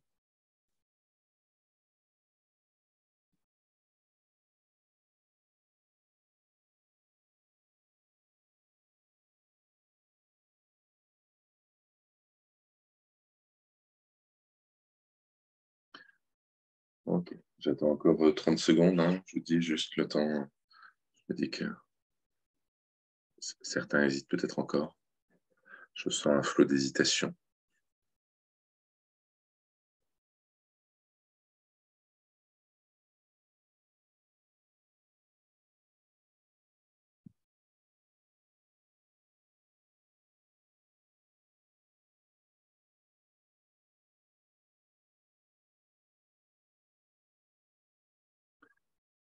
Ok.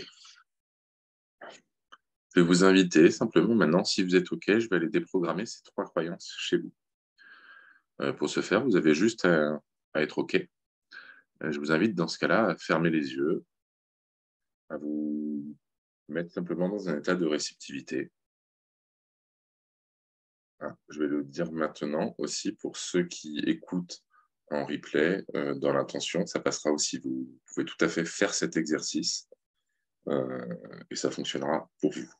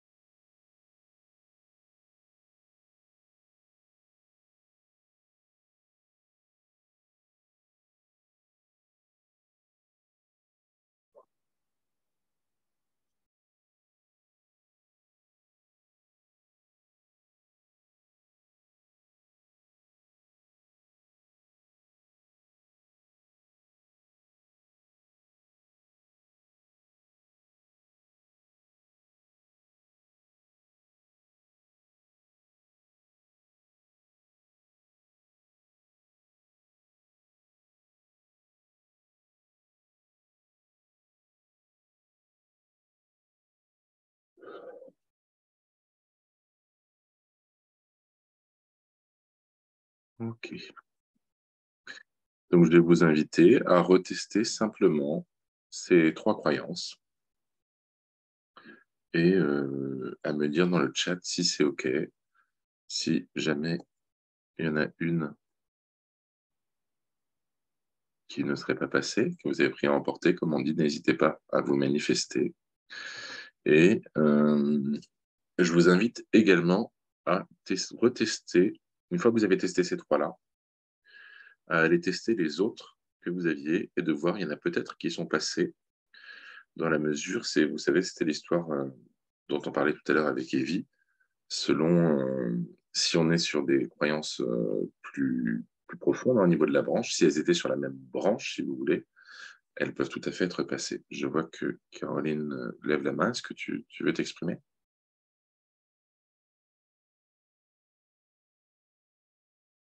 Alors, par contre, tu as le micro qui est coupé, Caroline.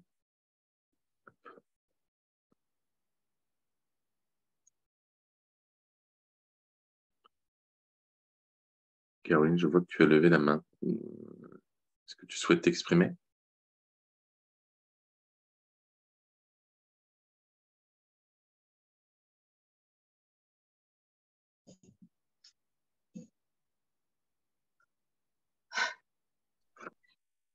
Je n'avais pas fait exprès de lever la main, mais Okay. je peux m'exprimer. Je cherchais à mettre un message dans la discussion et j'ai levé la main.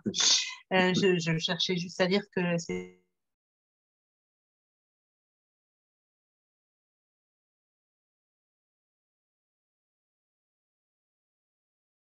OK. Super, merci. Alors, excuse-moi, juste ça a coupé. Je ne sais pas si c'était juste pour moi ou pour les autres. Ah, je répète, si ça a coupé pour tout le monde, c'était juste pour dire que je voulais juste mettre que tout ça avait lâché. Tout ce que j'avais testé qui était positif a lâché entièrement. Donc, merci. Ok, super, avec plaisir. Alors, Marie-Jo et Muriel me dit qu'il en reste une. Alors, il en reste une dans celle que vous aviez, Stéphanie aussi, dans celle que vous avez testée. Est-ce qu'il y en a d'autres qui sont passées, qui n'étaient pas dans la liste? On est dans la team dans laquelle il en reste une. Là, vous êtes 4 à qui il en reste une.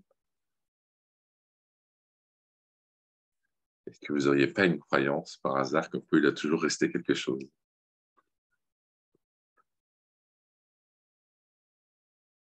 Excellent.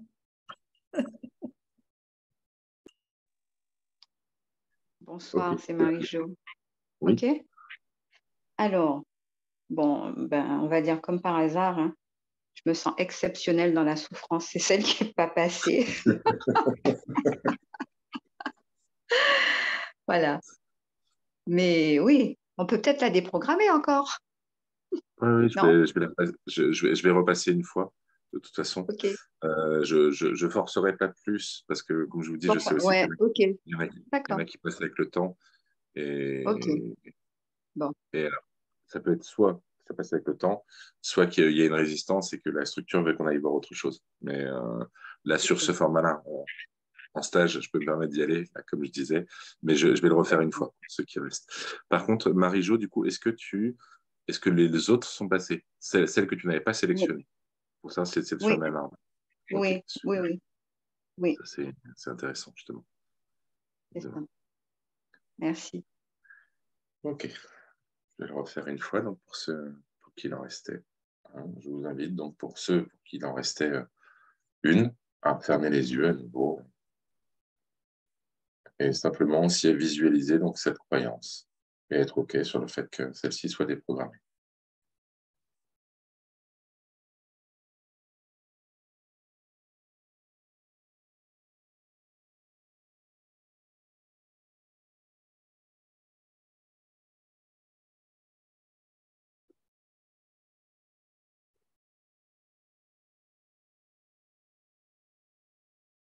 OK, vous pouvez la retester. Les 4 ou 5 personnes là qui m'ont dit qu'il en restait une. Et juste me dire que c'est bon de votre côté. Ce que je voulais vous montrer, c'est cet aspect d'arbre aussi. Vous voyez que nous, moi, j'ai vraiment été déprogrammé les 3 que vous aviez sélectionnés. Et celles qui sont passées, en plus, ça veut dire vraiment qu'elles étaient sur les mêmes branches, mais plus loin, de sorte que quand on fait passer celle-là, celle-là passe, celle-là, plus tout un tas d'autres dont on n'a pas parlé, passe aussi. C'est vraiment cet effet cascade dont parlait Evie tout à l'heure. Ok, c'est bon pour toi, Marie-Jo, super. Je vois qu'il y a Gaëlle qui nous a rejoint. Gaëlle, tu es là?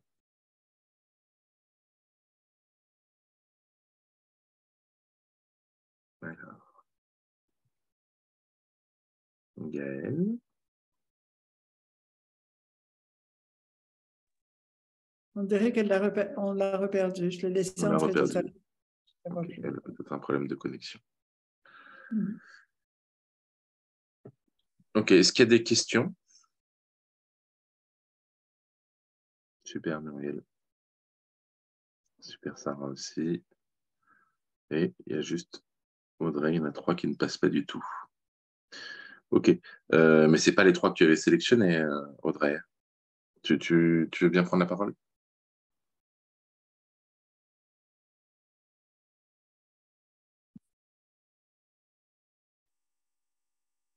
Ok.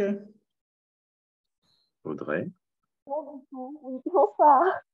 Oui, non, ce ne sont pas les trois que j'avais sélectionnés. Ok, alors c'est tout à fait normal, hein. C'est, encore une fois, moi je n'ai déprogrammé que celles que vous aviez Oui, sélectionnées. Il se trouve que chez les autres participantes, les 3 qu'elles avaient sélectionnées étaient bien en lien donc avec les autres qu'elles avaient trouvées, mais sur une partie plus profonde. Chez toi, ça veut simplement dire que ces 3 autres croyances sont sur une autre branche, si tu veux. Donc, il n'y a pas de ok. souci, c'est normal. Ça aurait pu être beaucoup plus, hein. C'est plutôt une bonne surprise de voir que finalement, ça en a fait passer plus chez les autres. Ça veut dire que c'était bien sur le même arbre, mais ça, c'est différent pour chacun. Ok, ça marche. OK? Est-ce qu'il y a des... Est-ce que vous avez des questions déjà peut-être sur tout ce qu'on a dit ce soir?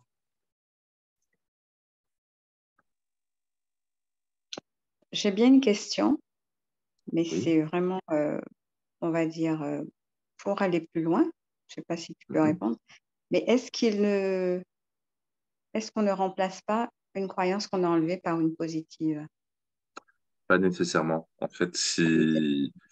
alors, ce que j'entends derrière ta question, tu vois, et si je plonge chez toi, la Ouais. croyance que je vois derrière, c'est j'ai peur du vide, en gros. C'est j'ai peur que justement, si j'enlève quelque chose, il va y avoir comme un trou et que quelque chose d'autre que j'aurais pas choisi puisse venir. Euh, Ah ben, ça, c'est pas juste, voilà, hein. C'est ce qu'on m'a appris. oui, oui, non, mais C'est ce que j'entends j'entends. très bien. Oui, oui, tu as compris. Oui, oui, c'est ça. Tout à fait, tout à fait. Ok. Euh, alors que c'est vraiment une bonne question, hein. Je te remercie de la poser parce que tu n'es pas la seule à avoir cette croyance et à penser ça. Et c'est de toute façon l'énergie du groupe, hein. Même si ce soir, on est dans un groupe au sein de cette conférence. Et du coup, tu vois, si tu poses cette question, c'est qu'il y en a 10 qui ont la même derrière. Et je peux te le dire, il y en a 10 qui ont la même derrière. Euh, et en fait, ça dépend vraiment. euh, c'est le fait d'entretenir cette croyance, si tu veux, qui peut occasionner ça. Ce qui est vraiment intéressant dans les stages, et on en a parlé un petit peu tout à l'heure, là, c'est vraiment au moment du stage de l'abondance, hein, qui était le premier que je faisais vraiment en faisant autant intervenir les croyances, que j'ai vu ça, à quel point, simplement en allant déprogrammer des croyances négatives, des croyances limitantes, on en avait intégré un petit peu des positives aussi, mais le deuxième jour, on était à la fin pour bien lisser les choses, justement, sur aller intégrer des positives. Et en fait, 80 à 90% dans la liste, c'était déjà intégré d'elle-même. Tu vois ce que je veux dire? C'est-à-dire que le simple fait, et ça dépend beaucoup de l'intention qui est derrière, mais d'aller déprogrammer quelque chose, peut tout à fait déjà, de base, te faire avoir tout un tas de croyances positives qui viennent se mettre par-dessus, sans même qu'on ait besoin Ok. d'intervenir. Ok, ça, c'est dans les choses que j'ai positionnées par rapport à moi, mes propres croyances, si tu veux. C'était assez rigolo parce que c'était aussi ce que disait Stéphanie tout à l'heure, qui était le fait qu'on a très peu parlé d'abondance et finalement, quand les croyances qu'on allait tester, elles étaient donc sur l'abondance et sur l'argent, là, dans les positifs qu'on a voulu intégrer à la fin, et elles avaient travaillé et elles s'étaient intégrées. Et on avait pu vérifier, bah, entre autres avec Caroline, qui était présente à ce stage et qui est kinésiologue, donc, qui a pu aller faire le test sur comment c'était 2 jours avant, c'est-à-dire avant le stage, et qui n'était pas du tout intégré avant. Donc, ils se sont bien intégrés pendant le stage sans même qu'on aille travailler spécifiquement dessus. Donc, chez toi, vraiment, Marie-Jo, et je parle au groupe en disant ça, je vous encourage à aller voir ce que ça vous fait que de ressentir le vide, justement. Et ça peut déclencher tout un tas de comportements du style je veux toujours remplir ce vide. Voilà. Caroline a dit qu'elle confirmait sur le chat. Et je confirme aussi. Non, non, ça me parle tout à fait. L'histoire du vide, là, c'est sûr. OK. Voilà, c'est pour ça que là, si je plongeais dans ta structure, moi, c'est ça que je voyais derrière ta question. Et c'est un truc assez rigolo qu'on voit en stage, c'est que vous pouvez être deux à me poser la même question. Et je vais vous donner deux réponses des fois différentes et des fois même qui peuvent sembler entre guillemets opposées dans le monde du ou, mais parce qu'en fait, vous ne posez pas la question depuis le même endroit de vous-même. En fait, vous ne mettez pas la même chose derrière la question. Ça peut paraître assez abstrait. Je sais que ceux qui ont fait les stages, je pense que c'est beaucoup plus clair pour eux. Mais la question, de toute façon, ou la manière dont les gens vont réagir, c'est toujours à ce que, finalement, vous mettez derrière. Quel est le schéma énergétique qui vient s'activer chez vous au moment où vous posez la question? Tout comme une des choses qui sort, là, c'est que quand il y en a chez qui il reste des croyances après, des croyances du type chez moi, il en reste toujours. Il y a toujours, quel que soit ce que je fais, il y a toujours une chose qui ne va pas passer, tu vois. Donc, qui va nécessiter plus d'attention. Voilà. Ça répond bien à ta question, en tout cas, Marie-Jo. Ça répond bien à la question, mais cette phrase qu'on dit toujours, la nature, je crois, a horreur du vide, c'est une croyance aussi, alors. Tout à fait. Alors, si tu veux, la manière dont moi je vois les choses depuis mon propre point de vue, c'est qu'en fait... Alors... Non, c'est pas vrai. Pardon? Il y a toujours de l'air. Il y a toujours quelque chose, en fait. Alors, je réfléchis. Dans l'espace un peu loin, mais ça dépend. Ce que je veux vraiment te dire par là, parce que c'est ça que je vois derrière, si tu veux, et ça va parler au groupe, c'est l'idée que, OK, on vit dans un monde d'énergie, d'accord, et les croyances qu'on a vont donner une interprétation qui aura du sens pour nous à l'énergie. OK, je vais prendre un exemple concret pour que ça vous parle. Ayant grandi dans un héritage judéo-chrétien, pour l'ensemble d'entre nous, a priori, sauf si vous êtes né au fin fond de l'Amazonie, vous n'avez peut-être pas ça, mais que vous soyez croyant ou pas, ou pratiquant ou pas, n'est pas la question dans ce que je dis là. Mais étant né, en fait, simplement dans ce monde occidental-là, on a d'Ereshef la croyance que ce qui vient de l'humain, en gros, ce qui vient du spirituel est bon, et ce qui vient de l'humain a tendance à être mauvais. Donc, ça veut dire que quand on va être au contact d'une énergie sexuelle, en fait, d'une énergie du deuxième chakra, simplement, les croyances qu'on a font que les croyances, le mental, si vous voulez, va interpréter l'énergie de telle manière que, en fait, nous, ça va être vécu comme un truc qui peut être démoniaque ou quoi que ce soit. Et en fait, c'est vraiment la croyance qu'on a derrière qui va faire que ça va prendre cette forme pour nous. Alors que quelqu'un d'autre qui ne va pas avoir la même, lui, il va juste voir une énergie qui est genre un orgasme qui se balade autour de lui. Il va vivre cette énergie, elle circule en 2 secondes.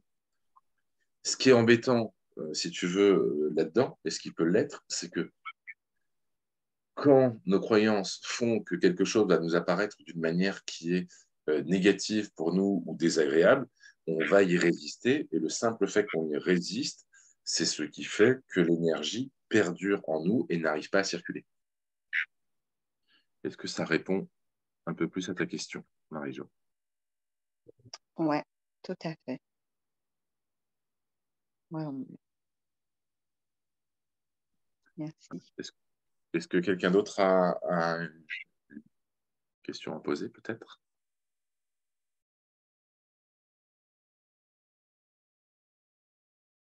Est-ce que tu veux peut-être qu'on revienne un peu sur le stage? Est-ce que tu veux dire où ça se passe, à quelle heure ça commence?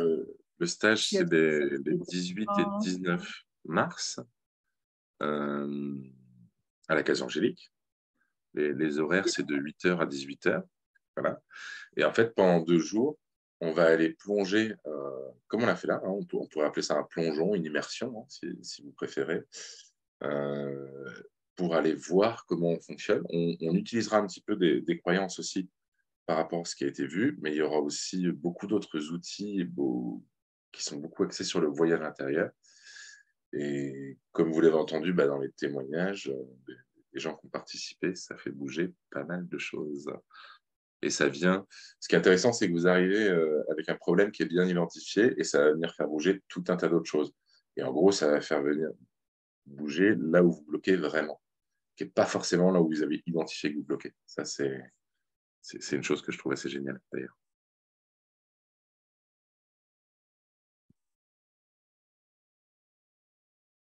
Donc, bien sûr, les personnes qui veulent s'inscrire comme ça assez bientôt, quand même le 18 et le 19, merci de nous contacter en message privé, Samuel ou moi, pour faire votre inscription pour le stage. Je vais peut-être mettre mon WhatsApp. Ça va être une très, très belle expérience. Après, vous... Ah, je sais pas. Tu m'entends pas?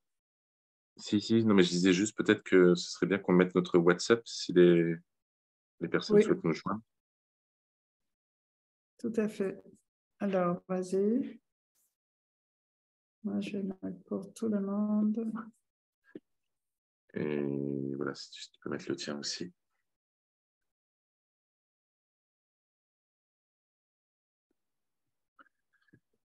En tout cas, ça peut être un très beau cadeau à vous faire si vous avez envie d'aller plus loin et d'explorer tout ça.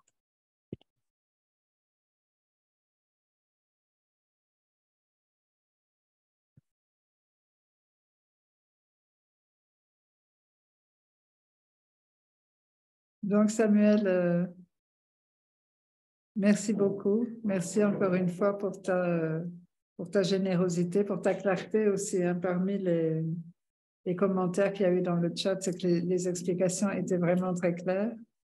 Et c'est clair aussi que si on agit là-dessus, ça peut vraiment, vraiment changer des choses fondamentales dans notre vie. Et donc, c'est l'expérience que je vous souhaite à tous. Je vous souhaite de partager toutes les belles choses qu'on a pu expérimenter jusqu'à présent, de découvrir non seulement l'importance de votre perspective, mais aussi comment c'est finalement facile et possible de changer de perspective simplement quand on déprogramme certaines croyances d'un seul coup. Et rapide. Voilà. Donc, merci énormément. Merci à toutes les personnes qui nous ont rejoints. Vous allez recevoir le replay, j'espère, ce soir ou plus tard demain matin. Et n'hésitez pas à le faire partager parce que la déprogrammation de croyances va marcher aussi dans le replay. Donc, vous pouvez très bien envoyer ça à des amis, des connaissances. Et ça sera un beau cadeau qu'ils puissent non seulement entendre toutes les belles choses qu'on a entendues ce soir, mais aussi faire les tests et puis bénéficier de la déprogrammation des croyances. Donc, excuse-moi. Je voulais juste rajouter quelque chose par rapport à ça. C'est que oui, la déprogrammation des croyances est l'un des outils qui fait bouger, mais vraiment, c'est pas le seul.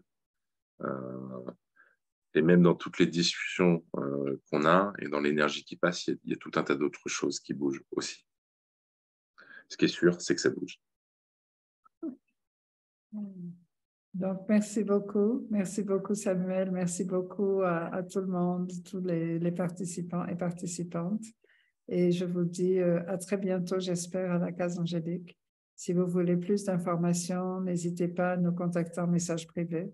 Je sais que souvent, il y a des questions qu'on n'ose pas poser dans le groupe et puis après, on appelle, on rappelle, donc on est là pour vous.